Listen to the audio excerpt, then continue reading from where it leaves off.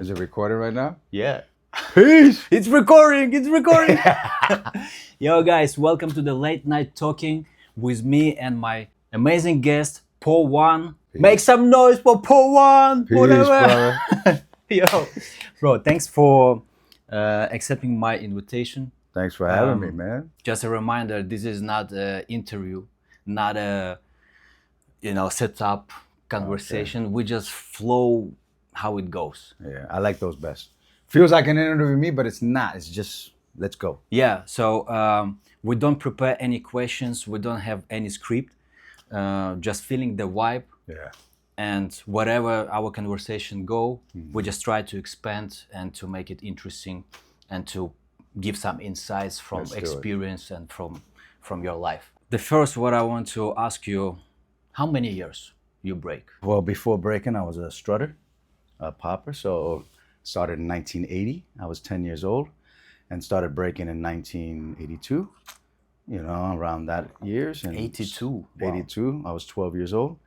I'm currently 56 years old of this interview, or this flowing, So I guess off and on, if you count it, it's what, 44 years off and on? 43, 44 years? 44 Maybe. years. Yeah. Breaking, dancing. Well, involved in the culture. Yeah, involved in the culture. All 44 years hasn't been breaking because there was a moment when I took a break, but I was always doing something of what we consider the subculture of hip hop. Always, yeah. Wow, in these 44 years. That's amazing. Did you see the conversation with me and Fund, right? When we were speaking about clips of it. Yeah, when we were talking about the age and like after 25, there is I no was progress. surprised. You saw my message on that. I was surprised. I was like, who the hell said that? But it was like I made specifically the title like to trigger people. Okay, so everybody like, what? After 25, nothing happening? Let me go and comment. But then when you see the video, you go, okay, I understand. It was like a hook.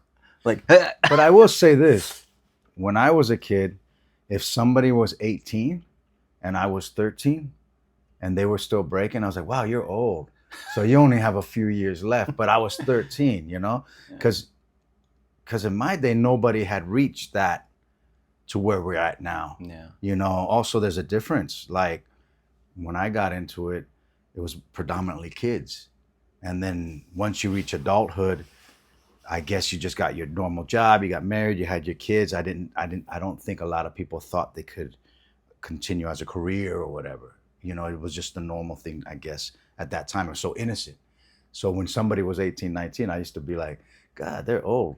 You know what I mean? But same for us. Same for us. Yeah. But how do you think what actually changed that nowadays your generation can still be active and still be good? Well, what changed? Yeah, what changed in the approach or maybe in the mindset? First of all, like when I okay, I'm going to answer that question in many ways because it's stages. First of all, when I slowed down in breaking, it was around 86. I started slowing down towards the end of 85, but by 86, I wasn't doing it anymore. And it was because hip hop kind of changed a bit, you know what I mean? Got very, not saying it wasn't aggressive, but it got very aggressive. Crack hit the scene. A lot of MCs like, Ice-T with Rhyme Pays, Cool G Rap. I mean, just a lot of things hip hop started turning into gangsterism. Gangster, yeah. Like, even though it was always there, it was glorifying it. But they made it popular. Yeah, really glorifying it on the records. Even though it was already on the records, it wasn't glorified as it was, Then NWA coming out, 87, 88, by 89, everything was just, so it changed. So we, you change with that kind of, you are a little bit of a product of your environment, and what's around you. So a lot of opportunities change in a different way for us, okay? So, but even though people were like, if you tried to break in 86, they would kind of make fun of you, So if you went to a club, somebody sometimes purposely would break a glass because we used to have glass cups in the bars, right? After a while, they became plastic because of people can use them as weapons, stuff like that. But people used to break the glass on the floor and on purpose so you couldn't break, all right? So it became sort of, it wasn't really cool anymore to some people. So so you kind of, and they kind of started clowning you. So you kind of, started fighting more and you know, and then you weren't going to the clubs anymore to break. You were going to the clubs to look for the person that you know attacked you, whatever. You know what I mean? So your crew becomes a posse, and then you kind of, you know, it just changed. It just changed. So the opportunities kind of changed in a little bit. I started writing. Opportunities started in writing. I was airbrushing and doing T-shirts and stuff like that. You start working as a music part. Other opportunities change. But in my heart, I still wanted to break. I still wanted to dance. Okay.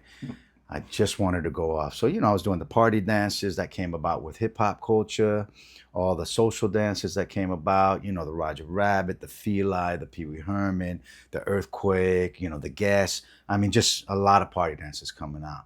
Each song had sort of a party dance, the Brass Monkey. And so you're still doing that. And that was the cool thing to do. Plus, you're in your teenage years. 86, you're 16, 17 years old. So your puberty, you're doing other things, you know what I mean?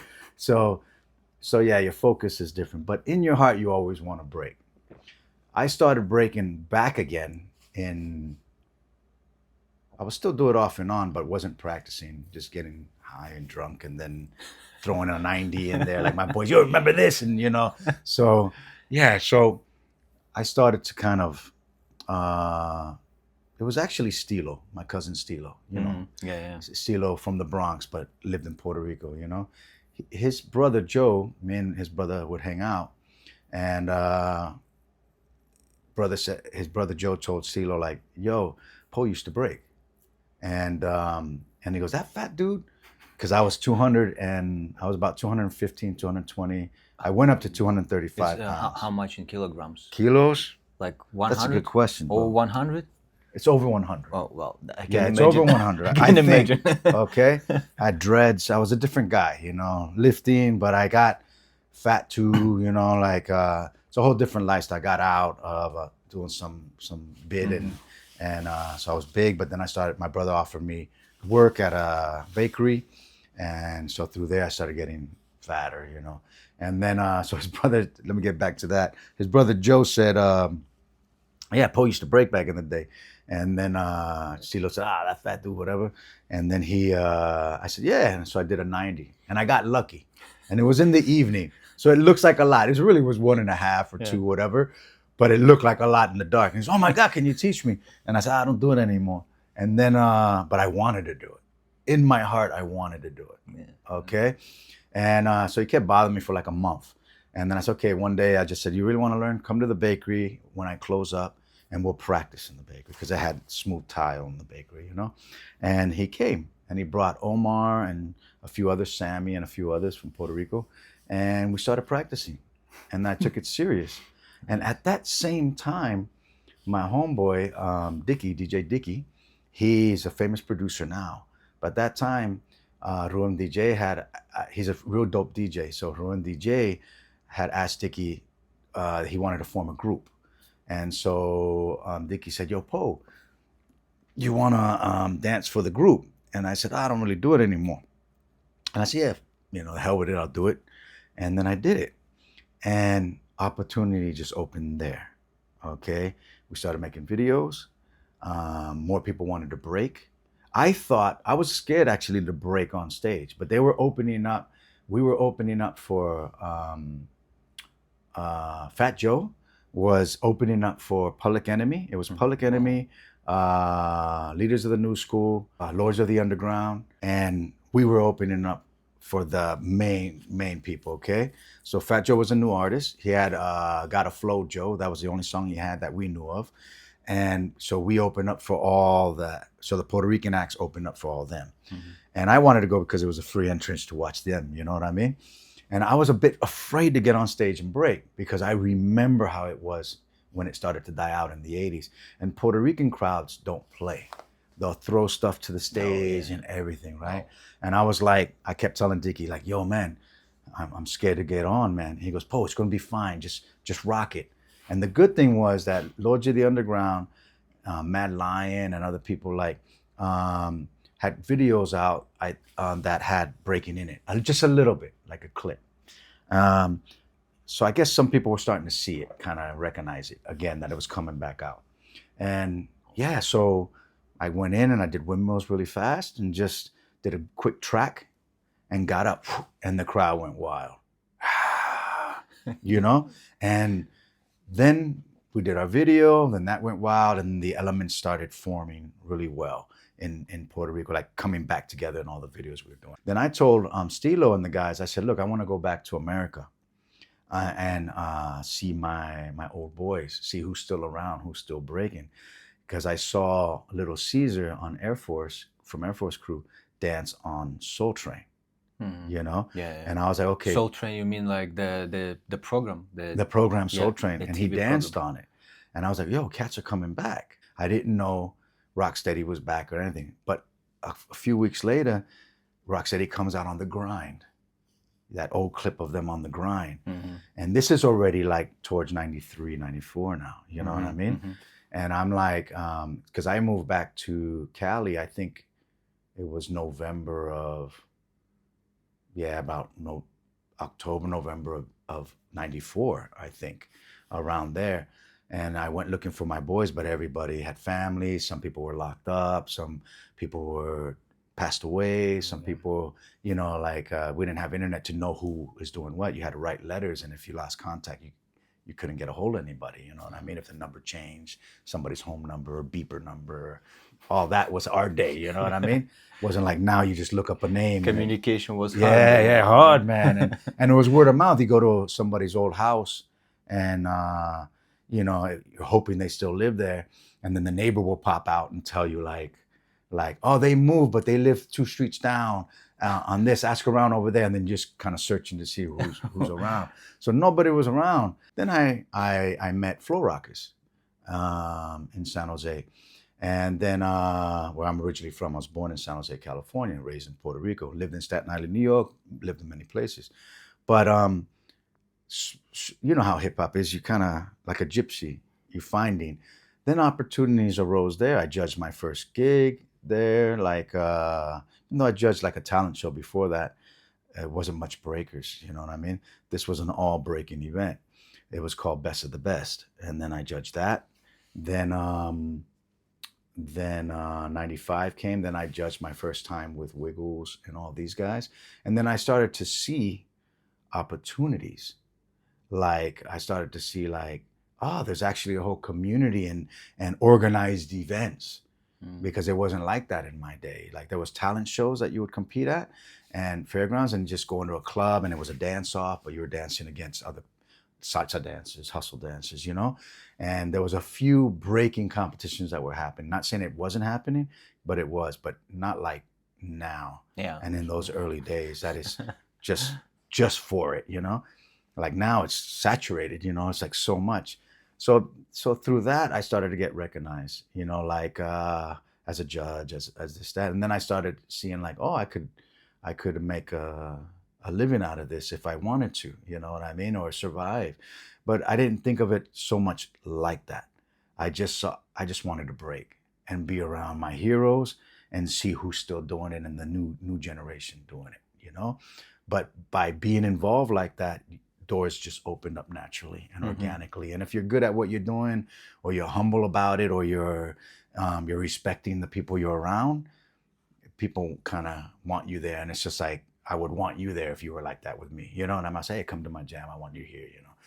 I think it just organically happened. And that's when I started to see that the opportunities just open up. So it was really, for me, 90s, you know what I mean, early, mid 90s. And then it hasn't stopped. We're in 2026 and it hasn't stopped. But it's more of it now, because before I didn't like want to just rely on my dance as a way of money, because sometimes it takes the fun out of it for me. You know, I like to have a normal job on the side, and then when somebody asks me to do something, I'll go and take time off of work and then go back to my regular work. You know, I just feel like it. For me, it's good like that. You know, good but balance. Let's say in simple words, what's the difference between those people who keep doing it still in your age and the difference between those who didn't make it? How do you think from your perspective? What was good question? What was exactly that's you know like I changing can't. moment? Okay, yeah, I can't speak for everybody, From because your everybody's Life, their choices is their choices. I could just speak from my choice. You gotta love it, bro. You know, I'm not saying that the people that didn't continue didn't love it, but you know, I hear music. If I hear it from 2 blocks away, I walk to those 2 blocks just to see what's happening. And if people's getting down in the circle, no matter how old I am or out of shape I am or whatever that I get, I'm definitely gonna rock it. You know what I mean? My priorities, even if I'm older and I gotta make a living with a regular job, my priority is still to express myself and go off. You know, it's my medicine, all right? It's the only thing I know that releases my frustration or happiness or whatever I have. It's the only thing I know. I make it a priority to, if no matter where I'm at in the world, to hit up a local spot to practice. If they're training at a library outside, I find that spot and train. Nice. You know what I mean? Yeah, of course. If it's a community center, I go. If there's a local jam, I drive up and go. You know, for me, it's a priority. I think people that are not involved anymore, their priorities just changed. Doesn't mean they don't love it, just their priorities change. For me, my priority is hip hop and what it makes me feel like and what it makes me do and who I meet through it and you know. Yeah, of course. Yeah.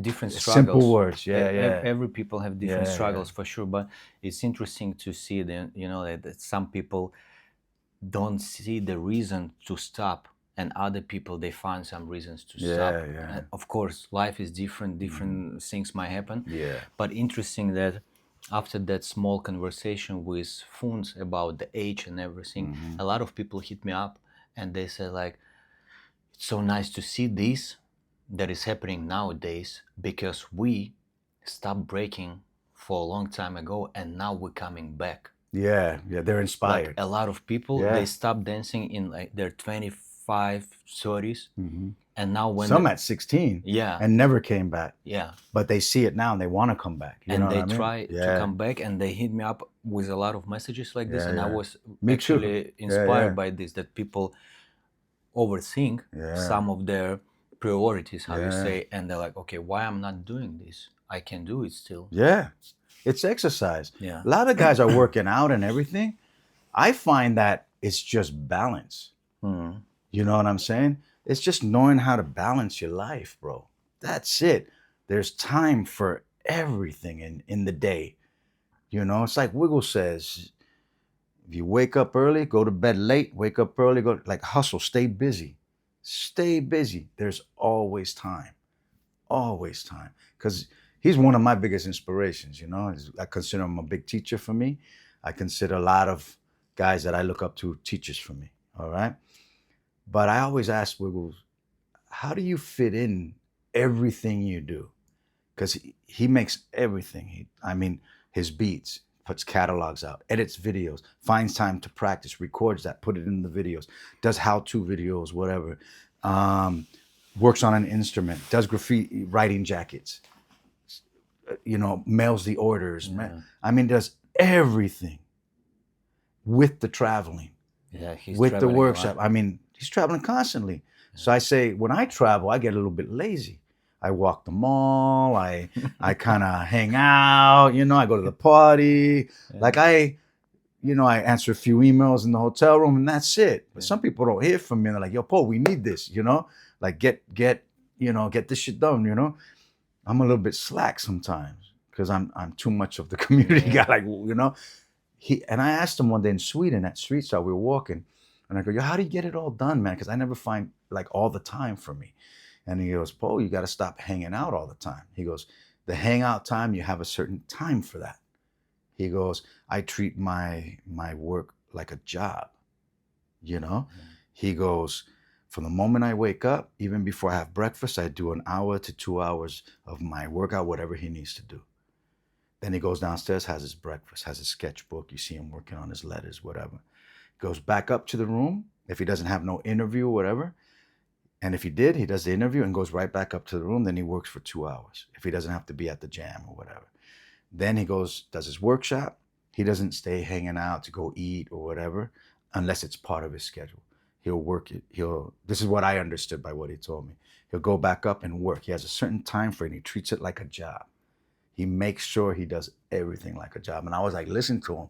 And I was like, wow, there is enough time. I just have to stop wasting time. True. Doing nothing, scrolling Instagram, scrolling. Yeah. You know, like, you know, yes, you know, I think if people want to get involved, they're going to find some way to get involved. They just got to make the time to do it. Yeah, schedule, discipline. Discipline, everything. I noticed it from Wiggles too. Yeah. Because every time, whatever, everything finish or something, he goes straight away to the hotel room. Yeah. At first I was like, strange, why he is never, you know, like staying. But then I realized why. He's doing his things, he's on his schedule, he need to take time to rest as well because he's all the time traveling, and he simply doesn't have extra, you know, like to waste. Just invest. He hangs out with you. If he's at the jam, he hangs out with you. Mm-hmm. He'll talk with you, he'll build with you. For him, that's his time, like hanging out. He said, okay, I hung out. Now it's time to feed my family and educate the public with some content. You know what I mean? So yeah, stay on the grind, stay on the hustle, man. That's what I find interesting. So what you're saying about like adults that are coming back and what you're saying, let's go rewind that a little bit, because you receive a lot of messages. I receive a lot of messages. They say to me like, Poe, you think it's too old to come back at 40? Exactly. And I said, nah, man, I was flying at 40. You know what I mean? And I go, but the difference is maybe they haven't worked out or anything. So I tell them to not get discouraged in the aspect of thinking that they're going to do what they used to do. Yeah. Because if they try right away, they're going to get injured. You know, step by step. Step by step. I said, you need to start working out and not working out in the aspect of linear. It's about, you know, twisting movements, calisthenics, rolling around, get your agility, your coordination back, front rolls, back rolls, just crawling, just getting your agility back, you know, getting your body ready to do what it used to do, and then what it's going to do in the future in the aspect of new stuff, you know, if you stay involved. Yeah, it's crazy. Yeah. Some of them have stuck around with it, you know what I mean? It's a lot of old guys coming back, man. We're waiting for you. We're waiting to see you. Man. We need you. The younger generation needs to see it. Because, yo, I'll be honest, how old are you now, if I may ask? I turned 40. 40? In November. Wow, congratulations, man. What? 40? Welcome to the filthy 40s. God, you don't look 40 at all. I thought you were still in your 30s, maybe. Nice, you know what I mean? But bro, breaking. Movement. Yeah, breaking. It keeps 56. You don't look 56. 56. Sometimes man. I see. I don't want to say like regular people, but let's say those people who are not involved into the movement and culture, and I see they're like in their 50s, and I always remember you in my head, you know, and people from our community who over 50, and I'm like, how is it possible? The lifestyle influences on the way how you look like so much, and changing everything basically. Yeah. Changes everything, from food, the way you think, people you hang out with. Yeah. Take care about your body. Take care of your body. That's the food. That's the stretching. That's the. I mean, I think hanging out with younger people keeps you young. Oh, for sure. You know, if the younger people are productive, if they're just hanging out doing nothing, you know, it changes you too. You become just an old guy. You know what I mean? My lifestyle is very active, you know, like, you know, I like swimming, I like basketball, I like, you know, I'm a very active person. If I'm not moving, I'm a little bit edgy, you know what I mean? So I think that has to do with it as well. Like, for me, hip hop is the fountain of youth, man. You know what I mean? The fountain of youth, mainly breaking, dancers in general, poppers, lockers, mainly dancers, man. I think it's the fountain of youth, because I look at writers that are younger than me. You know what I mean? In their 30s, 40s, and they're living a hard life. You know what I mean? But also different lifestyle. It's a different lifestyle. Writing is a whole different lifestyle. You know what I mean? So I think the dancer's lifestyle, we're really focused on trying to take care of ourselves, and the movement is medicine itself. The movement, yeah. And you're living proof of how it affecting the body, you know. I think we So, all are, man. yeah, Because you're so, 40. People will yeah. never think you're 40, man. You know what I mean? Thanks for the compliment. Look at Wiggles. I think he's almost close to 60. Yeah, I think so. I'm only 4 years till 60. That's crazy. They're my mentors. You know what I mean? Yeah. They were the ones I would watch. You know what I mean? On TV or any movie they came out in or any commercial or Sesame Street or wherever, you know, any dance show. You know, in the 80s, they were the ones I was watching. So they were the older kids while I was a young kid, but they were kids themselves. They were, just kids. They were teenagers, 15 years old. But there's a big difference from 12 and 15 and 16 and 17. It's a big difference. Yeah. You know, when you think about the life experiences, you know what I mean? So when I look at them and I see Wiggles and the way he moves, I say, I got a long journey. I'm going to be okay. You know what I mean? Because right now everything hurts. You know what I mean? Part of the game. Yeah, part of the game. Yeah. So everything hurts. But I look at them and I'm like, okay, I'm good. I'm 100. I look at Quickstep.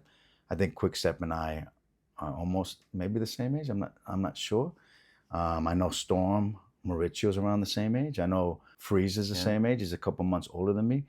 But I think we are the ones that show the youth, the younger ones, that you can continue it. You know what I mean? I'll be honest though. When I see an older guy slowing down, it kind of pisses me off. I'll be honest. I gotta look at the camera for that. What are you doing? Come on, we could move. If you don't get paralyzed, you can move. You know what I'm saying? Like, God, like that really makes me want to slap them in the face. Like, sorry to say it like that, but you know, when I'm slowing down, like, because I slow down, there's a couple moments I need to slow down. Like I had surgery, so I slowed down. I'm a little out of shape now. Yeah. So, but I'm kicking myself in the ass like every day. I'm like, Poe, get up. Yeah. I go in the mirror, I look at myself, and I do the affirmations of my day. The signal goes from here. Yeah, to the rest, and I say, you ready?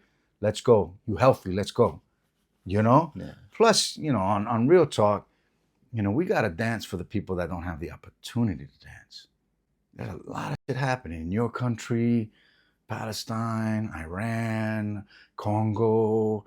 I mean, all around the world, man, there's, you know, people are struggling. They wish, you know, that they can have what we have.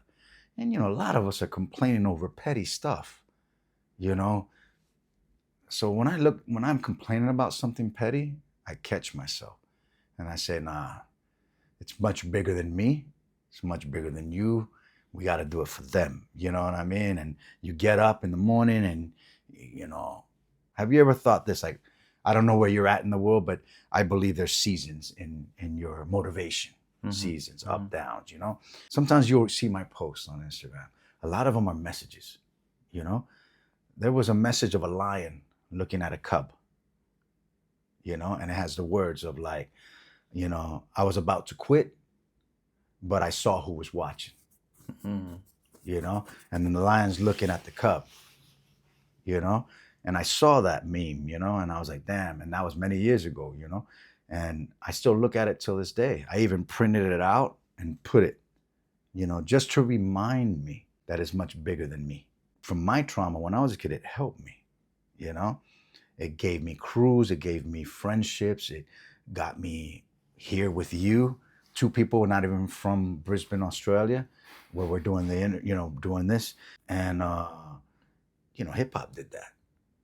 If hip hop can give somebody that needs it the same thing, you know, by you motivating them and presenting them to this beautiful culture, subculture, by being the positive part of this beautiful culture, why not do it? Even if you don't feel like doing it sometimes. There hasn't been a day that I didn't regret doing it. And what I mean by that is, maybe I wake up and I'm like, oh, my body hurts. I don't feel like doing it today. But then I go to the local practice or outside, a few of us, and we get into this zone and beautiful expression. I never regret that I went to train. I never regret it. You know what I mean? Yeah, totally. But the fight to get there is like, oh man, but I never regret that I got there afterwards. And that's a beautiful thing. You know what I'm saying? I totally understand what Yeah, you're saying. man. Because I think many of us experiencing this Yeah, in yeah, different ways, in some, but Yeah. the idea is the same. How you feel about Olympics in general? Okay. Before it happened, after it happened, what was your attitude? Because you Okay. know, many people from your generation and many people in general in our community, they were hating a lot on Olympics. For many reasons, I can understand why, because a lot of people were not involved. But from other side, I can understand that they were not involved simply because of themselves, not because of somebody else, you know. Correct. But people like to blame others in their problems. Boom. You hit it on the nose right there. Yeah, but you as the representative of the culture and older generation, so many years in the culture, keeping the traditions and everything, what was your thoughts about breaking in Olympics? Yeah, I appreciate that. Appreciate what you just said about a representative of the culture, because I feel really I just represent myself as a person. You know what I mean? And I'm part of the people, basically. I'm part of the people of where this comes from. You know what I mean? And I hold that in high regards. You know, but I don't think I'm more or less than anybody. Yeah, so that what you just said means a lot, that people see me that way, and that's very humbling and stuff. But I'll be honest, I'm just part of the people, you know. But now let's get back to your question about what I feel about the Olympics. Okay, well, I'll be honest. I always told people at the beginning, I don't have an opinion because I haven't had the experience yet. Without the experience, you can't really have an honest opinion. You can have an opinion of things you heard from other people that had the experience, you know what I mean? But, you know, and you can give your idea of what you think, you know? So I always said, like, if you look at the old Facebook posts and all that, when it first started being discussed and stuff like that. See, I come from the 80s, and I remember when New York City Breakers, Michael Holman and them said they were trying to get it into the Olympics, you know? So I always liked watching the Olympics on TV. I always liked watching the ice skating, the way they would turn. My headspin technique, when I used to practice headspins, when I bring in my arms and my legs, I always wanted that feel of how the ice skaters looked to get that speed. So I always I studied their movement, you know. I always watched the gymnastic floor routines. I always watched the pommel horse. I always watched the balancing beam, the rings. I was fascinated by it. You know what I mean? So I always liked that. So when I was a kid and I heard it was going, you know, that we're trying to get in the Olympics, I would be like, that's great. You know what I mean? Forward many years later, and it's getting into the Olympics. So I was hearing what the community was saying, and I had many discussions about this because people would ask me the same thing. Poe, what do you think? And I said, well, you know, as long as they keep it the way it is, you know, and they don't try to dictate what we should do and not do, then I'm all for it, because it's a beautiful art form. It's competitive. It's a dance. It's cries of the ghetto, and the world's going to get to see that. We'll reach a whole different other audience that are not in the trenches with us, that are not in these organized competitions, that are not in jams in parks, you know. So we reach a whole different community, or people, regular people. So I always thought of it like this. I always told people, like, look, you have your trunk of the tree, you have your roots first, which is the music, and then the trunk of the tree, which is the foundation of everything, then all the styles and stuff that's growing, which are the branches, and then every branch growing a different fruit that you can eat off. And if you get tired of this fruit, you can swing to this one and swing to this one. You have all these branches. These are the branches that I feel hip hop gives people to go, to find your voice, to find your light, to shine, right? And these branches, other people discover, and it helps them shine their light, or discover something, you know? Even if they didn't know about the culture, they'll discover it through these branches. When the Olympics came, me personally, I just saw it as another branch added. Pretty soon you're going to have branches all over the place, different opportunities and stuff like that. So I kind of saw it like, okay, if this branch breaks off one day, we still have these branches. We still have concrete jams. We still have underground stuff. We still have discos. We still have, like, you know, so our scene has a tendency to cry out. I don't know how to say this without people feeling insulted, but I will say sometimes we attack before we even know of it, and it comes out of fear of losing control, and it comes out of protection. Of course we should, but we shouldn't scare off other people that are not involved because we feel we're going to lose something or something like that. You know what I mean? One part of us is protecting it. Another part of us might be closing the door of an opportunity that was there for us because of how we acted.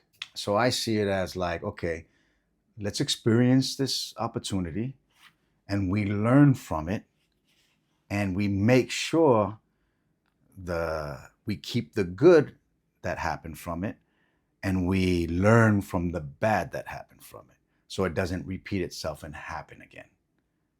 If we continue that route, you know, this is generally speaking now. One thing that I never had the opportunity to do before the Olympics was I never worked in a professional facility, sports facility, as a dancer. I'd break on the concrete outside in front of a library or somebody's garage or hallway or club or community center or, you know, different, you know. Yes, now I teach in dance studios and professionalism for many, many, many years, but this was the first time that I can walk into a sports facility and have access to a therapist, physical therapist, and psychological therapist, dietitian, personal trainers. I mean, I learned so much. They put sensors on my body and recorded my movements so the personal trainers can understand how to train the dancers and not give them linear exercises. Mm-hmm. So I learned through this process because I've never had to, I only teach, Bo, or share information. I've never considered myself a teacher. I just share information of how my mind thinks or what I saw, how I learned, how I continue learning. I watch details. I love that. You know that since you've met me. I've always watched detail. I can break something down very easy. Nobody has to explain it to me. I watch it and I break it down. You know, being in a coaching environment, I had to listen and read coaching books. And what already came natural to me, I just added on, because sharing information, teaching, and coaching is two different things. There are similarities, and I treat it the same, but there are differences. And I learned that because of the opportunity that I would say the country gave me because they wanted to compete in the Olympics. So that the Olympics, that opportunity gave me so many other opportunities to learn and to share. And I realized, like, okay, they're respecting the countries. There's certain countries that have the funding, you know, because some countries don't have a lot of funding. Yeah. You know, the dancers are on their own. That's another thing. Just like the drive that we have to do our things, you know, the dancers on their own, they have to be there, you know, but the facility's there now, but they have to go. And it's really, what I found interesting is I'm in a room and everybody's working. They're working for a goal, which is great. Our goal, we always had goals, but our goal was just smoke cats. Really, you know, it was a different environment, you know. Here, their goal is to get the gold, to smoke the people, because we still come with that mentality, like, yo, just smoke your opponents and you'll get the gold. And I kind of think that way. Don't just focus on the goal, just smoke your opponents, you know. But they want gold for the country, you know what I mean? Yeah. So the pressure It's growing. It came with so many things from all around. Like, I'll go into now, like, you have your positive and then you have your negative. Oh yeah. Okay. So the positives, you know, we got funding, we got opportunities, we're teaching, we got therapists, we got dietitians, like everything. Some countries, not all countries, but some countries. But you're being told what to do constantly, of what you need to improve on and what can be better to motivate you. Our scene never really had that in that intensity. We did say, like, you whack, you need to practice, bro. You know what I mean? Like, you know, and we would diss you while we're in the circle. You know what I mean? You got no style. Yeah. And that was like, you know, like, go back and practice, you suck. You know what I mean? And then you got angry and you go practice and you want to smoke that guy. Mm-hmm. You know? Yeah, of course. Yeah, it's like, yo. But the Olympics, I noticed the dancers were losing motivation in these facilities. They were getting really frustrated. So burning out. I would say burning out. Burning out. Yeah, they were burning out, man. Yeah. They were falling out of love of something that they loved a lot, that brought them joy, because the facility, the environment, they weren't able to go out. They just had to focus on the 4 years of preparation to get to this Olympic, you know? Yeah. And I said this once at Catch the Flavor camp. I said that because they asked me the same question. And I said, is our scene ready to take constructive criticism daily? Because I said, look at online, like bboy.com, bboy.com, freestylesession.com, when those were the places before. Mm-hmm. Wow, the discussion boards, people were just, this is my style, what are you talking about? Like, there was just arguing of styles, you know what I mean? Like, I'm better than, you know. So I was like, okay, I can tell that the scene is not ready for constructive criticism because the mental maturity is not there yet, you know, for some. If Kenny told me, like, Poe, add more style on that, it might have crushed my heart, like, oh, what does he mean by that? I got no style, I thought I got style, you know, let's say. But that's coming from yourself, a trauma coming from yourself of like, okay, I'm gonna work on shit. You know, I shouldn't take it offensively, but I am, you know. Now we are in a professional environment taking critique daily, and it weighs on you, you know, because you're not using breaking anymore as an expression or medicine. Now you're using it for a sole purpose of like a machine, you know? So yeah, they were burned out. And I got so many messages of how do you keep loving it, Poe? Because I see the fire in your eyes. When you come into the studio or the facility, you're like, yo, check it out, play this song, you know? I play this song, I get them energized. You know how I would start a lot of my courses in there? Because I could see they were burning out. We would stand up, right? I would have them shake a little bit, like bounce a little bit, like just kind of shake. And I make them close their mind, and I'd put frequencies on, just sounds. And then I would guide them through a meditation. And I would say, try to remember the first time you saw this dance and what made you fall in love with it. You know, what made you fall in love with it. And you didn't know the rules of it. You didn't know the politics of it, like no biting, no repeating, like competition rules, you know, like you had one move, two moves, and you did that no matter where you were. And you did it to any music. You just wanted to get down. Yeah. You went home the happiest kid in the world. So before I started my courses with them, the workout of the day, that's how we started. I would make them remember that. The feeling. And then I would let it marinate, sit in a little bit. And then I would say, okay, open your eyes. They'll open their eyes. And I said, how you feel? And they're like, and they would all smile. And I said, okay, okay, let's have fun. Let's work. And it would change everything.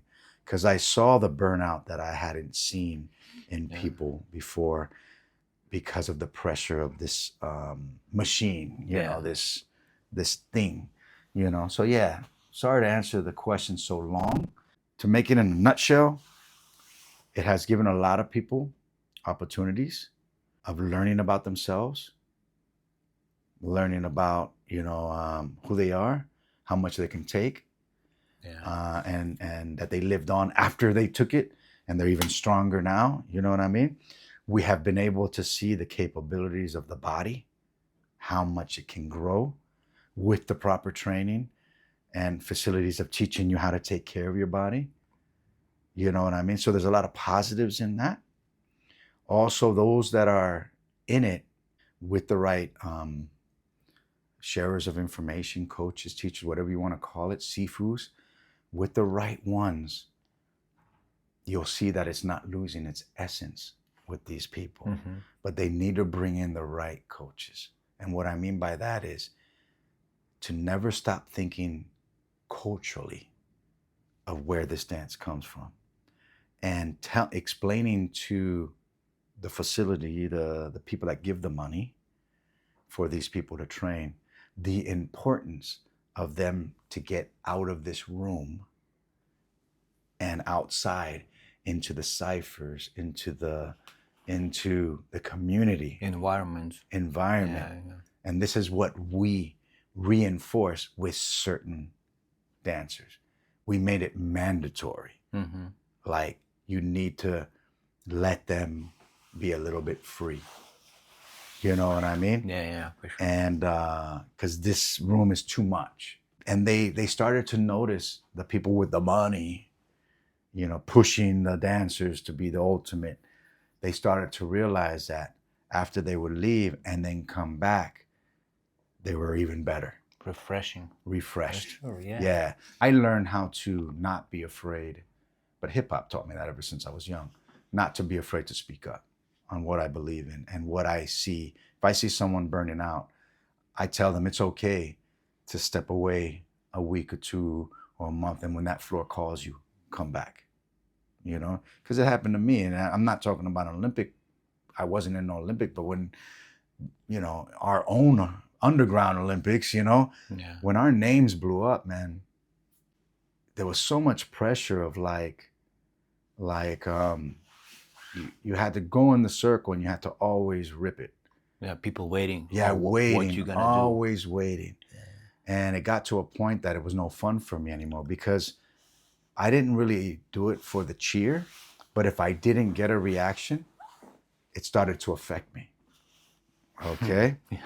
And if I did my Cobra Tacking Eagle, and some kid came right after me and did it, and nobody responded to me, and that kid just came right after me and did it, and the whole crowd goes, "Oh!"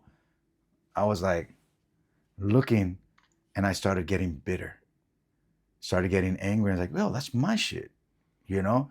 If you're gonna scream for him, you should scream for me too." And I started going into the circle with a little bit more aggression towards the crowd.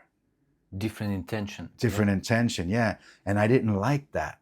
I like it sometimes when I want to prove something, but it started to control me in a different way. So what I did was I stepped away, and I started going to clubs where no dancers were. Like, we had this thing called Funky Soul, and it's Funky Soul, just 45 records. Really, I don't know if you ever went to it in California and LA. We should if you ever go back to freestyle session, Funky Soul's every weekend. It's incredible, the vibe. But it's mainly just regular people, hippies and stuff in the beginning years. And it would be only like 5 of us dancers. There was no pressure. And the hippies loved anything you did, you know? Nice. So it was like a breath of fresh air, you know what I mean? So I felt free again. And, you know, it was that time when you would go to the jam and the circle. You go to the freestyle room, you go to the house room, you go this, everyone's like this. You go to the breaking room, because, you know, jams, you know, some competition had the separate rooms sometimes, you know, and that's today's age. The breakers just waiting to go in the circle. There was no like bop, you know. Now it's different, you know. Like people are learning that, hey, there's a connection, you know. There's a bop, there's this, there's that, rocking, you know. And so, you know, people are growing, of course. But there was a moment when it was just people standing around, and I just couldn't handle that, man. You know what I mean? I was just like, God, this song is so dope. You don't feel the energy of this, like. And it started to be like only move based, only move this, that.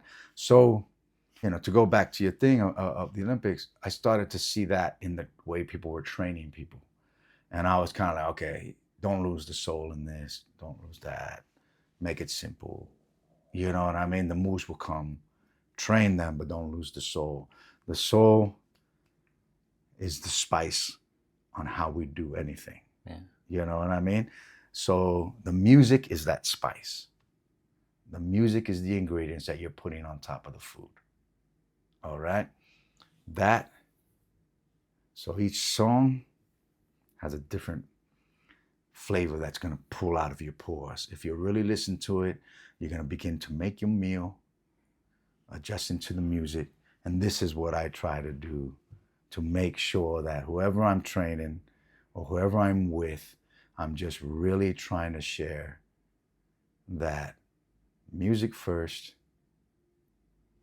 the groovement, then the movement.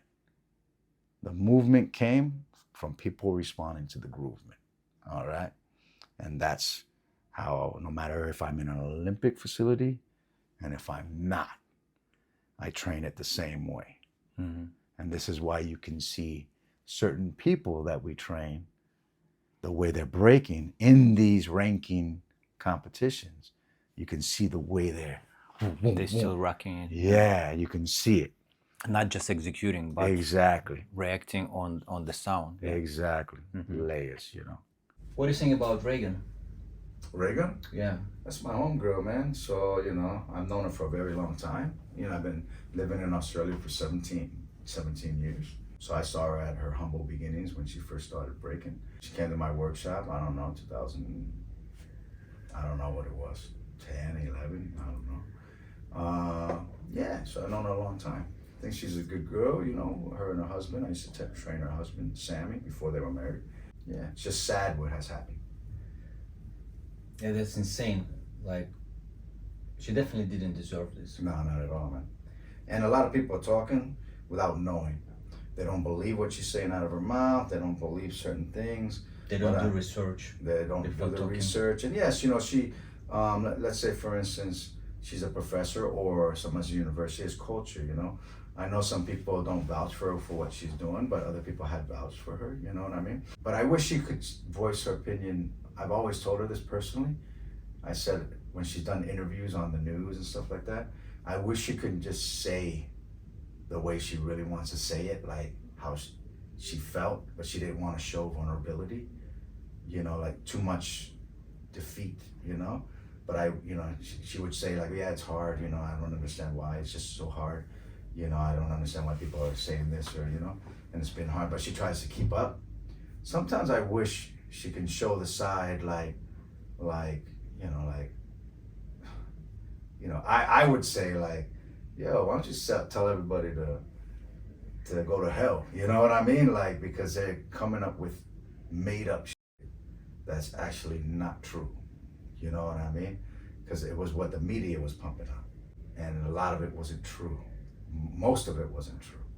You know what I mean? I think all of it, you know, if I'm correct. To my understanding, you know, I saw the struggles and the suffering after the Olympics from on her side. And, you know, when someone's your friend, you know, you care about, you know, it hurts you because you don't want anybody to go through what they were going through. You know, they said so many things about her, and non-community said it, and then community, our own community just turned, and I'm like, wow, they have no idea, you know. So that was, you know, you just get to see how many people go by what they only heard and not facts, like straight facts, you know. Maybe I could be incorrect too. Maybe there's some facts that I don't know, but you know, from what I see and from what I know of her directly, and you know, the media saying, well, she only made it because her partner was a judge. You know, he wasn't even there as a judge, because a coach and a judge can't be mixed in the rules of IOC. Then they said, oh, she made it because they created part of the organization of the rankings here, and not true either. You know what I mean? She only qualified in the Olympics, for the Olympics, because the Oceania qualifier had only, I don't know how many girls, 12, 13 girls. And it was between, the last finalist was between her and Holy Moly. And I think from what I understand of the other judges, I wasn't there, but what I heard from other judges is that I could be wrong, but from what I heard is that Holy Moly had no more arsenal, even though Holy Moly was more powerful, you know. That Raygun shined at that moment, and she won, and that qualifier determined who was going to represent in the Olympics for the Oceania. That's the only thing, but those are rules of Olympics. That's not rules of ours. So every continent must be represented. Must be represented, yeah. And so she was really happy about that and surprised. And a lot of the community, unfortunately, say, well, if you know you're not ready, you shouldn't get on that stage or anything like that. And I'm kind of like, come on. Yes, try to get them ready, but you know, in every genre at the Olympics, you always have the last place winner. The last place, not winner, but last place. Yeah. You have it in every sport and every genre, from gymnastics to skiing to, you know. We're making it a big deal because I feel we're making a big deal because it was the first time we had the opportunity to have breaking in the Olympics. And maybe everybody were waiting for the perfect one. Yeah, the perfect one, and we're feeling like, oh, that's not a good representation of us. But in reality, no one's blaming the media for only focusing on her. The media has always, most of the media has always, anything that comes from the ghetto and people of color, the media has always tried to outshine it in some way, shape, or form. Make it look some way corny. Put the gasoline into the fire. Like making There's 33 competitors, right? Yeah. Was in the Olympics, right? And they focus 16. 16, but I mean, isn't there, no, 16 girls, 16 boys. Yeah. So 32, but they had 33, I think, a reserve, or I don't know, something. Something like that. Why do they focus on one? That's a good question. You know, why did the media only focus on one? When you had Hiruten flying, when you had Victor styling, when you had the B-girls, Ami and everybody, you know, styling it out. Like, you know, this is what the media does, we fall into the media trap. Oh yeah. You know, so our community fell into the media trap. And yes, the community will say, yeah, but if there wasn't one dancer that was like that at that level, then the media would have nothing to show. And it's like, no, that's not true. They will find something to show. You know what I mean? In the wrong way. They always do. You know what I mean? But they used her as the scapegoat. The lesson that I learned from this was, it would be nice that maybe we come up with some sort of union in each country that are getting our dancers ready, all right? Getting everybody ready so everybody is presentable. Not saying that Raygun wasn't presentable, but for me, she didn't do her best on that stage, but it's very hard on that stage. Lights on, big stage. A style like hers will, you know, most people will hear this and say, what style, la la la. You know, if you watch her and you practice with her and you go to the circles, you'll be like, she rocks. She can do certain things. On that stage, it just didn't shine, all right? Yeah. And, you know, yes, you know, some things look quirky. Like, you know, she wanted to show where she comes from, you know, the kangaroo, stuff like that. It just didn't hit in the way that it could have character-wise. It didn't project, and you know, I even said that to her. I said, look, it didn't hit, you know. So, you know, I'm not easy, but I would say, like, you know, next time just get down to business. You know what I mean? Like, show your stuff, you know what I mean?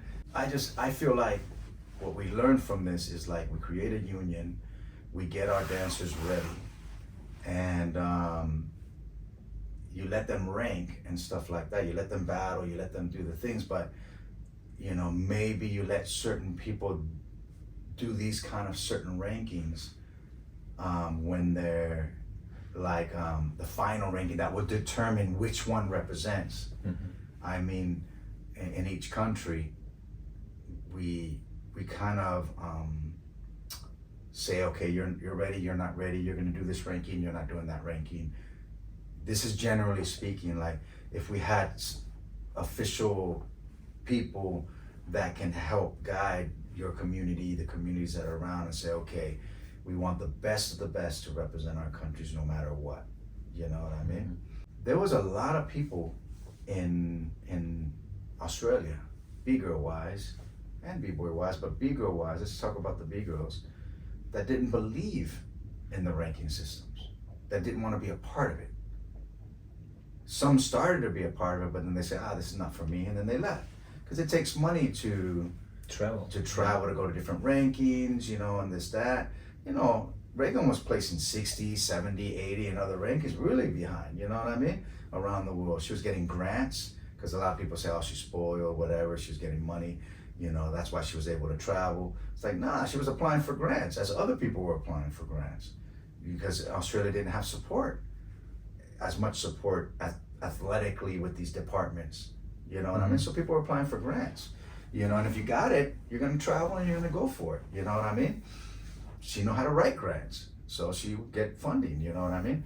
People were dissing her for that. Oh, she's spoiled. I'm like, come on, you guys, you know what I mean? I'm like, so let me go back to what I'm trying to say. There was B-girls that left the scene for years, because I'm from this scene here, you know?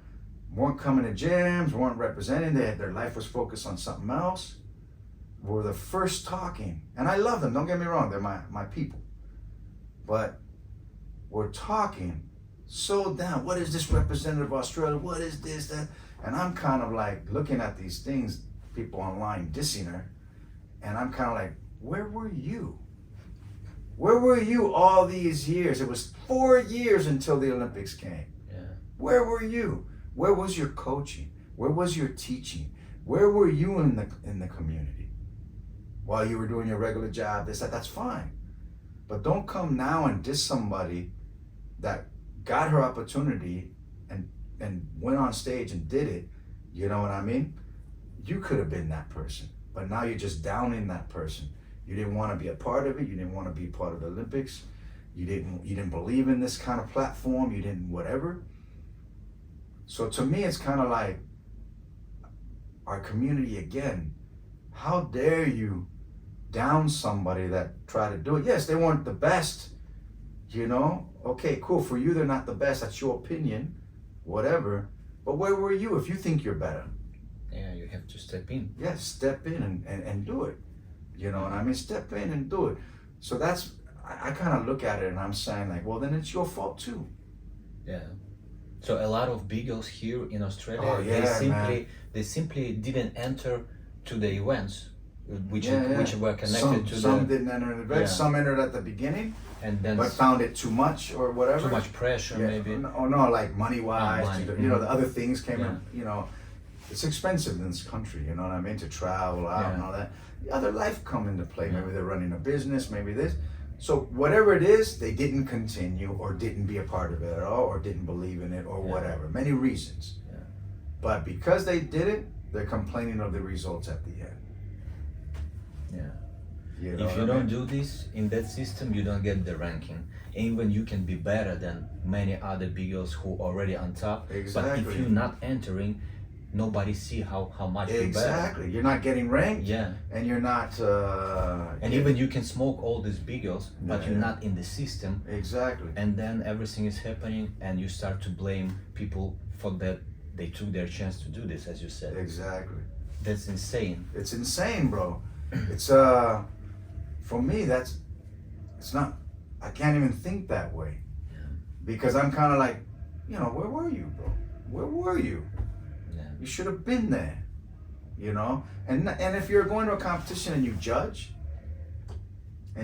it, and maybe you're there once or twice in 1 or 2 competitions, whatever, but you're not at the ranking competitions, and even if you judge one of them, or whatever, I'm just using this as an example, but you're not involved in that ranking scene, and you're not coaching the girls, and you're not trying to help, then don't complain at the end. I'm talking generally speaking in our scene. Yeah. Because similar situation where Similar- about judges. Yeah, everywhere. Why these judges involved Yeah, are not. yeah, exactly. Because during the 4 years you didn't move at all and you didn't take a chance to go even to at least one congress or judging congress or get the license. It was open for everybody. It's like old school cats, right? Yeah. Some old school cats, or just cats in general. Maybe semi old school. Like when I say old school, I'm talking about people before me, and some people you consider me old school because you know you grew up watching me, Yeah. but I grew up watching other people. You know what I mean? But you know, you would be considered older now for the younger generation coming. Already, you know what I mean? Like you're that older because you've been breaking. You're 40 now, so the kids that are coming up, they're gonna see you like they grew up with the Intacts, and you know what I mean. So, let's say for instance, you stop doing these contents, videos. You stop being involved, going to the local community center. You stop going to battle, ciphering. You just stop. You just go do another focus. Then you start getting bitter. Of like, yo, the scene don't love me. The scene, everything I did for the scene, everything blah, blah, blah. You know, no one's called me. They don't respect what I've done. And I hear this a lot from certain people that I respect. Yeah. All right. But these people are waiting to be contacted to do a gig. They're not going to the local community center. They're not going to local practices. They're not involved in the scene. Yes, they're the scene. They're doing their thing at home. They're still, for me, valuable assets. But they're getting so bitter that when they get to the scene, they bring that bitterness in. Mm-hmm. And then the scene, the people that they're around, all they're hearing is the complaints. So they're like, I don't want this kind of energy here. Makes sense. Yeah, it makes sense. Makes sense for sure. You know, and then, or, this is taking accountability. You gotta take accountability for how you behave. So this started with a Raygun question, but it's going into a different conversation. Your behavior, of how you behave in the scene, or just in life in general, will kick you in the butt sooner or later. You need to be able to take accountability for your behavior. You know what I'm saying? If I wake up late because I partied all night long and I missed a flight, and people are knocking on my door trying to wake me up, and I don't open the door, or I went and met somebody, you know, you meet a girl and you stay over at her house and you know your flight is the next day and then you don't show up. I'm generally speaking. Yeah. And you miss your flight, and then you tell the afterwards, you just come, hey, what's up? You know, hey, can you get me another flight? That's not the promoter's responsibility. Yeah, definitely. It's your responsibility to get that flight. You missed it. You're an adult. And then you get mad that the promoter doesn't want to buy you the new ticket. You know who I am. You know what I've done for the scene. You owe me. Yeah. Come on, yo. I'm generally speaking. Yeah. Because I've seen it. Situations like this happening all the time, bro. Yeah. And it's embarrassing for me to see this from people that I admire. Okay? And then when I try to say it behind closed doors, say, yo, my brother, it's your fault, man. Talk to you like a brother, I become the enemy.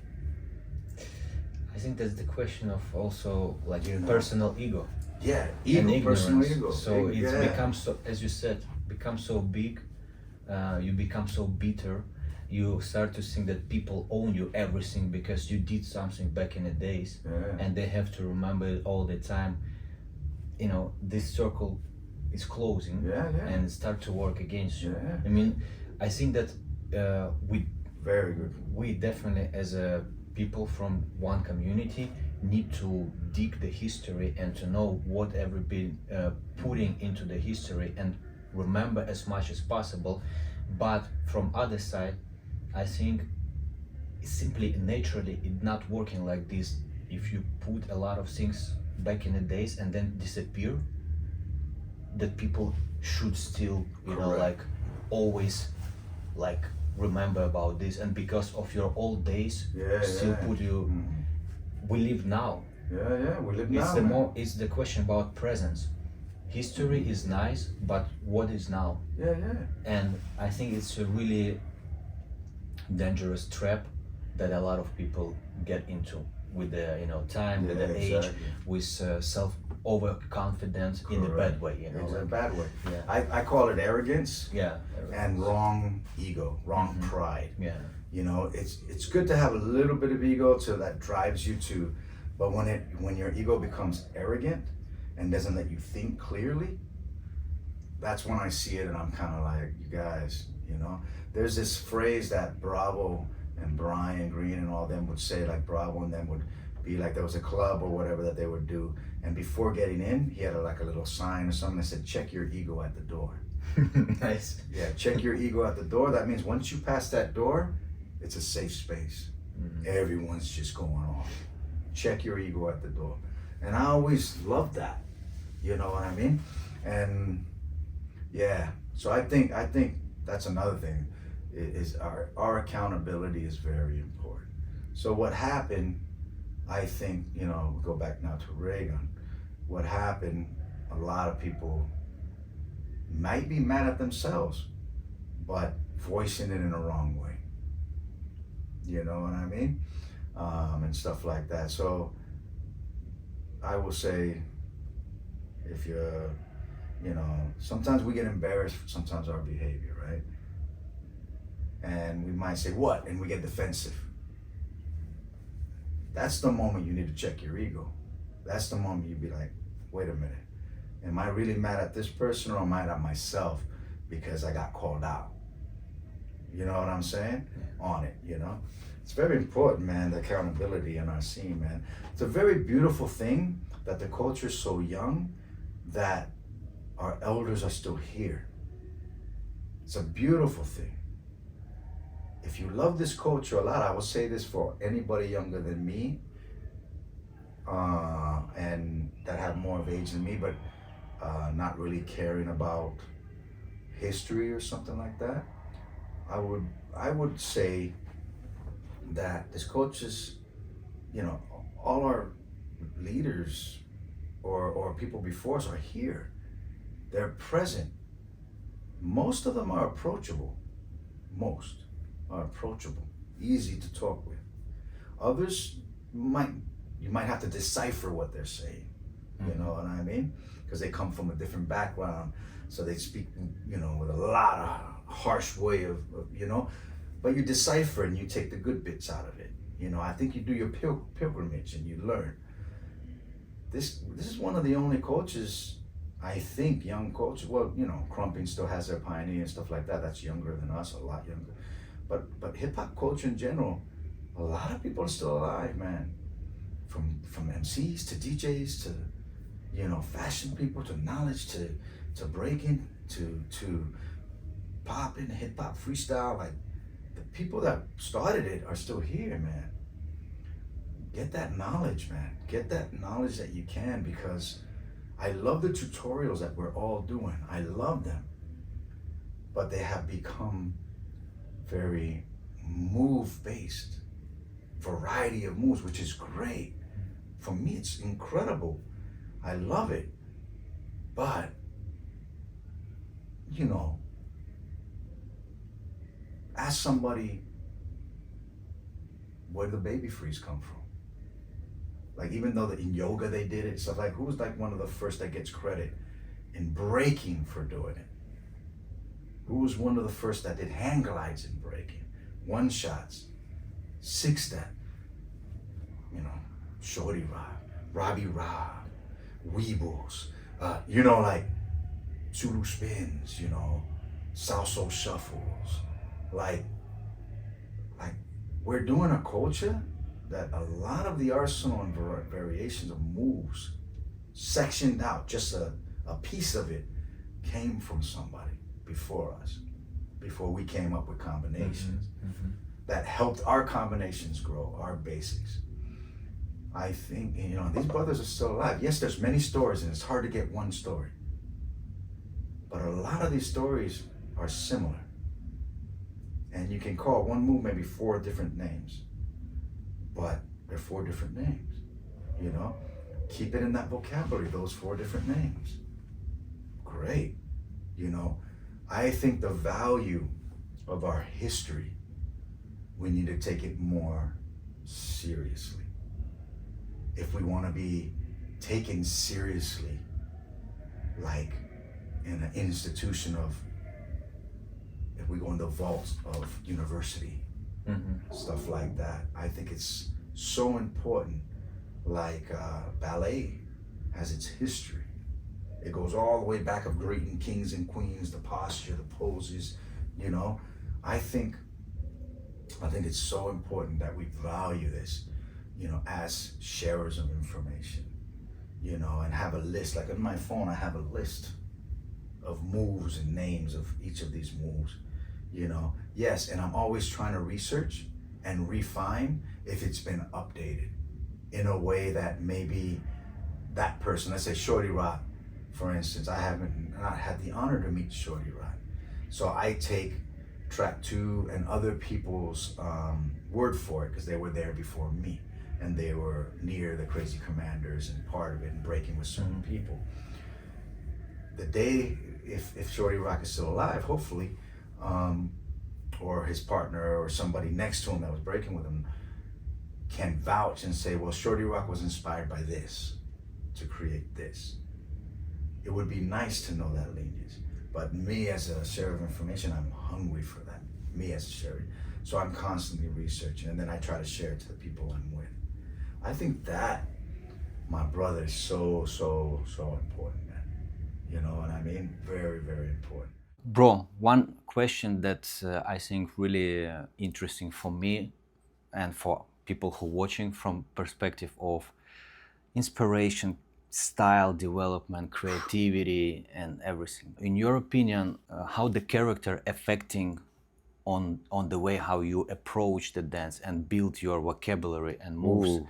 And also what are the main sources of that energy that you're taking and accumulating for your creativity? Like, where you taking it so many years, So many and years, you still yeah, keep yeah. going, you still finding the interest in doing what you do. Wow. Okay, when I first started, there wasn't a lot of information of breaking. Now you can just punch in breaking and you just see breaking.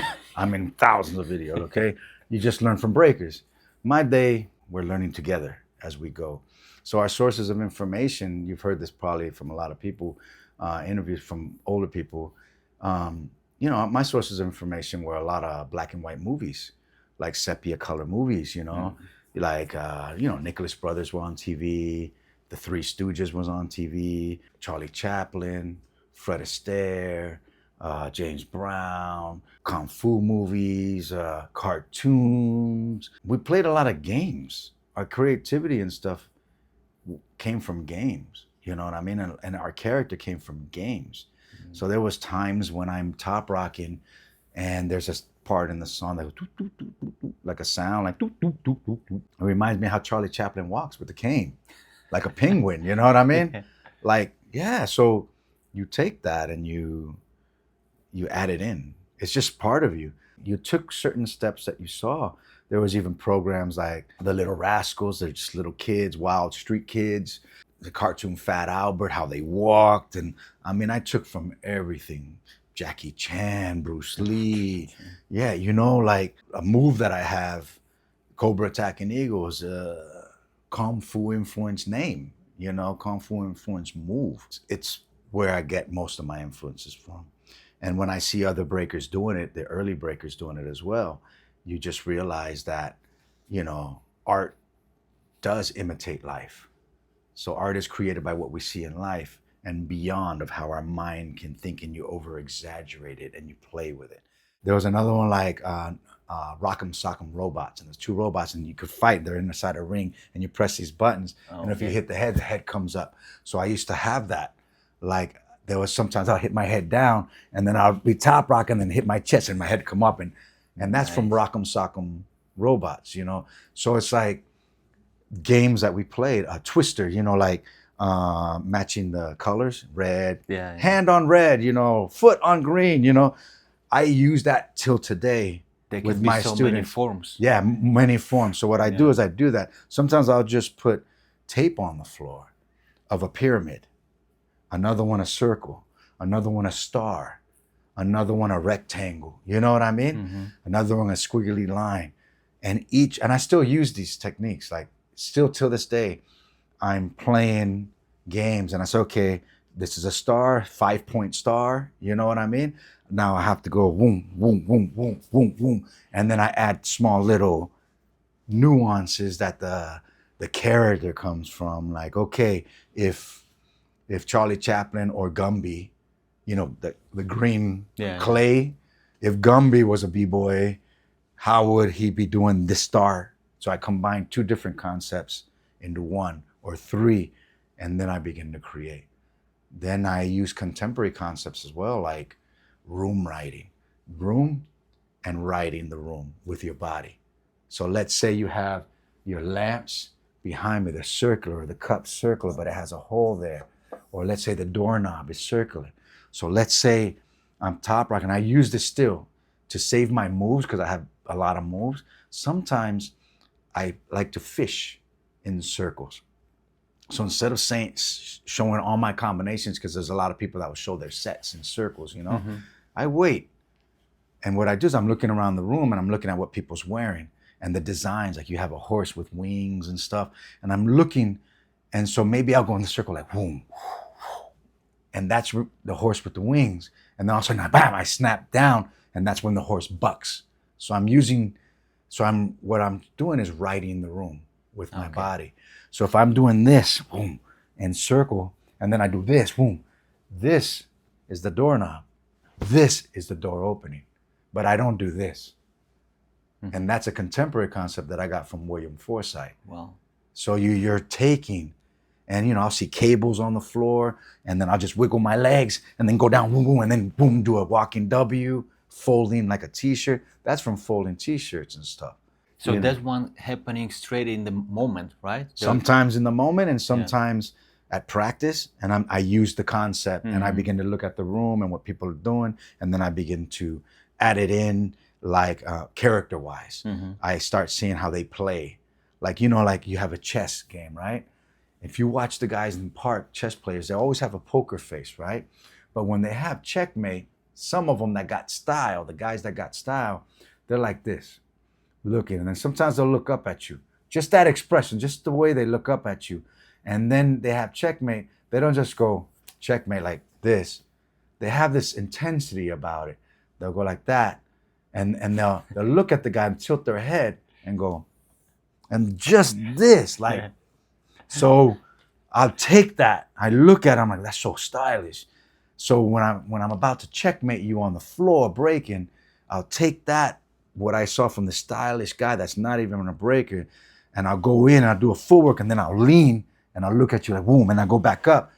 That nuance I took, and that made, look, my hair stood up, look. Goosebumps. Yeah, that made a basic this into this. Like, so you take from, don't just think movement, man. Think, it is movement, but think purpose, reason, attitude, flair, grace, finesse. Nice. You know, and that's how I create. I take ideas and concepts. You know, what you said to me right now makes me think what we have right now in community, in nowadays. What feels to me is that most of the b-boys and b-girls of nowadays, not young only generation, but in general, get stuck into searching inspiration only in breaking. In breaking. They only watch breaking. They only watch breaking. I tell them not to. Yeah. In my workshop, I tell them, don't just watch breaking, watch other things. Because everything you just mentioned was not even connected to a straight, it's not directly to breaking. Yeah, it's not. It's so many other characters, so many other resources and information and energy that you taking, processing, and then reflecting it through your movement. Game playing, bro. And that's amazing that you mention it, because that's makes the whole sense of what we do. Yeah. Not just, and from other side, it's just my insight right now. It hit me. You're hyped up. Yeah. I realized why nowadays so many moves and rounds of people empty. They're like, I mean, they do amount of something, but it's empty. Yeah. Still a lot of things, but emptiness is there. It doesn't make you feel anything. Yeah. Yeah. Maybe because of the lack of this, the lack of purpose, reason, character, soul. You know, music has a big part of it, bro. Let's say, for 100%. instance, like every scene in a movie or novela or cartoon, even if they don't move, the characters in the scene, before they start moving and stuff, there's always a sound in there. There's a music in the background that creates the mood of the scene. For me, that when I'm practicing, I am thinking of ideas and concepts, but a lot of those ideas and concepts also come from what's playing. It's when you begin to listen to what's playing, then the memories start coming out. So let's say, for instance, if DMX is plays at a jam, you know, and he's like, you know, where's my dogs at? Where's my, you know, DMX is like, well, I won't think of really Ken Swift, you know, the way he doing the Bruce Lee, you know, dragon style, you know, cope, whatever. I wouldn't really think, or Python, you know, I wouldn't really think that so much. You know why? Because that song reminds me of Fast and the Furious, when Vin Diesel is in his car, and the others they're drag racing, you know, and going under trucks, you know, and he's like, and he's looking, and there's a certain lean and style, like, and he looks at his boy, and he takes off. That, if I'm doing CCs, what you guys call CCs, if I'm doing shuffles in the front, kickouts, I'm not just da. I'm gonna go wah, and look and go, because that is in already that seated position. And if that song's playing and I'm in the circle, I'm gonna remember how cool these guys looked in that film, and my CCs are gonna be different than how I normally do it, because that's the memory I have in my head. All right? It's really the music dictating how I'm actually gonna present it at that moment. And that gives me the character and stuff. Music are memories, man, and also create new memories, you know, that moment. There's certain ciphers that we shared that when I'm at practice and that song came on, that happened to play at Outbreak when we were in the cipher, or when we were in Germany, that one dark cipher place, when that song comes on at practice, it puts me back into that place there, and I'm just like, okay, let's go. You know? I mean, such a frequency, bro, that brings out such a character in you, and characters, and many different seasons and moods, and yeah, man, it just changes the aesthetic of what you trained or practice from how it feels. You know, Abstract said once, you do what you practice, I do what it feels like. Wow. You know what I mean? And all the older dancers, we all say the same exact thing. Like, it's not just, it was creative of how it felt. Like when we strut, bam, and the hit, bam, bam, and that hit, it's a feeling. It's not you trained it like, yeah, you can stand there and train and, okay, I'm learning to pop. It came from a different place. It came from a hit and a strut. It's called strutting, called popping, called hitting. You know, these names fit what it looks like. Not like, you know, I don't know. Half of the kids don't know names nowadays. So, or they don't name their moves. And I think that's the lack of purpose of making that move feel like something. A windmill feels like a windmill. A sweep feels like a sweep. A baby freeze feels like a baby freeze. A chair feels like a chair. It fits the name. So if you have like a wiggly move that changes with different songs, you know, give it a name that has that essence and feeling to it, you know. And popping, you have the walkout, the old man, the creep, the Frankenstein, the puppet. It fits what it looks like. I think we're missing that. Wow, You know what I mean? Yeah, I think because we're teaching it as a drill, you know, and that's fine. But that drill's gonna change when you begin to listen to the music. And maybe it was sharp, you know, for one song, Apache, or Just Begun. But then all of a sudden you put boom bap on, and it has a mystery sound. Maybe that boom boom is gonna be boom boom boom. Yeah. You know? You're adapting to the Yeah, sound. you're adapting. Yeah. So that's when it changes, man. Like, that's how I create. Nice. You know? Yeah. But still, from other side, you work a lot on the foundation. A lot. Yeah. Because it's very hard to do what you said without having the Proper fundamentals. Yeah. I developed both because I was a strutter first, and then I became a b-boy after, you know, breaker. But it all came together. Like, we all locked a little bit. We all DJ. We all rhymed. We all, you know. Nowadays, the difference is it's separated, you know, a little bit. Some don't do it all. Some make beats, some don't. Some, you know. But I always tell people, dabble with different elements, and that is going to help your breaking. If you only want to break and you dabble with other elements, it's only going to make your breaking better.